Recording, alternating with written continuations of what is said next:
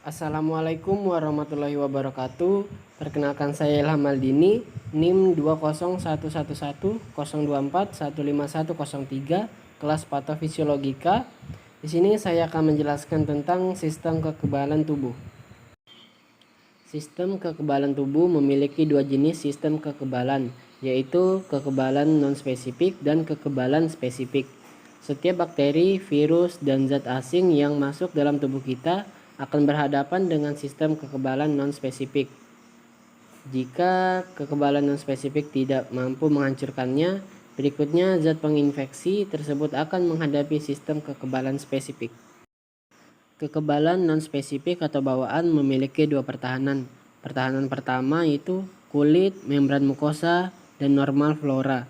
Pertahanan kedua ada sel pertahanan bawaan, radang, protein pelengkap, dan bahan antimikroba.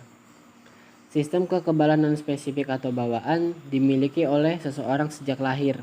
Kekebalan bawaan bersifat non-spesifik, artinya sistem kekebalan ini selalu bersiap untuk menghadapi infeksi apapun yang masuk ke dalam tubuh. Mekanisme kekebalan ini efektif terhadap mikroorganisme tanpa terjadinya pengalaman. Kekebalan non-spesifik ada yang bersifat eksternal dan ada pula yang bersifat internal. Selanjutnya, sistem kekebalan spesifik atau adaptif memiliki pertahanan ketiga, yaitu limfosit yang terspesialisasi, memiliki sel B untuk menghasilkan antibodi, dan sel T memiliki dua jenis, yaitu sel T helper dan sel T killer. Kekebalan adaptif dapat bersifat alamiah maupun buatan. Yang alami didapatkan oleh bayi dari ibunya dalam kandungan, sedangkan kekebalan buatan didapatkan misalnya melalui infeksi, menderita penyakit terlebih dahulu. Kekebalan adaptif buatan pasif berupa transfer antibodi dari orang lain, sedangkan kekebalan adaptif buatan aktif diperoleh oleh imunisasi. Berdasarkan sel yang terlibat dalam mekanisme pertahanan tubuh, kekebalan ini dibagi menjadi dua, yaitu kekebalan humoral dan kekebalan sel yang dimediasi sel. Yang pertama itu kekebalan humoral.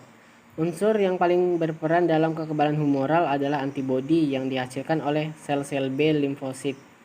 Antibodi ditemukan dalam humor atau cairan tubuh, misalnya darah dan cairan limfa, dan berfungsi mengakibatkan bakteri dan racun bakteri, serta menandai virus untuk dihancurkan lebih lanjut oleh sel darah putih.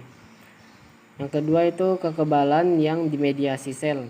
Faktor terpenting dalam mekanisme pertahanan tubuh ini adalah sel-sel hidup, yaitu sel-sel T limfosit.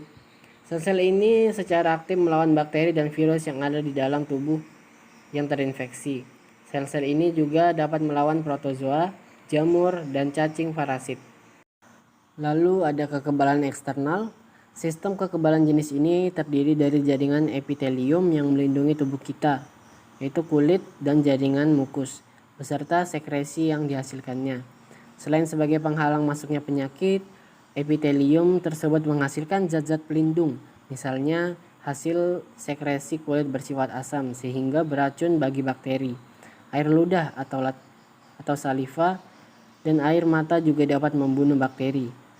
Mukus atau lendir menjebak mikroorganisme sehingga tidak dapat masuk ke dalam saluran pencernaan atau pernafasan.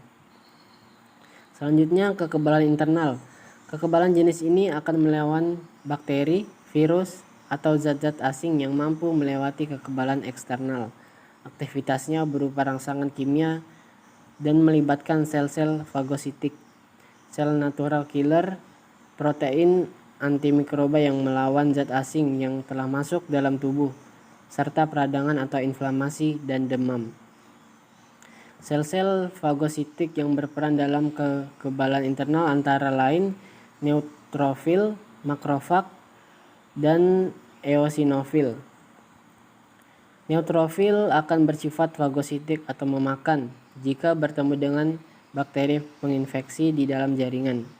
Makrofag akan berlekatan dengan polisakarida di permukaan tubuh mikroba dan kemudian menelan mikroba tersebut. Eosinofil bertugas untuk menyerang parasit yang berukuran besar, misalnya cacing. Selanjutnya, apa itu antigen presenting cell? Antigen presenting cell berfungsi untuk menyajikan antigen kepada sel limfosit yang tersensitisasi. Supaya antigen dapat dikenal oleh sel limfosit, penyajian antigen yang telah diproses dilakukan bersama ekskresi MHC kelas 2 pada permukaan sel. Makrofag di samping berfungsi sebagai fagosit yang profesional, juga merupakan APC yang pertama diketahui. Dalam garis besarnya, semua sel yang menampilkan MHC kelas 2 dapat bertindak sebagai APC. Misalnya sel-sel dendritik, Kupfer, Langerhans, endotel, fibroblast, dan sel B. Di antara sel-sel di atas, sel dendritik, makrofag, dan sel B merupakan APC paling penting. Sekian penjelasan dari saya, kurang lebihnya mohon maaf. Wassalamualaikum warahmatullahi wabarakatuh.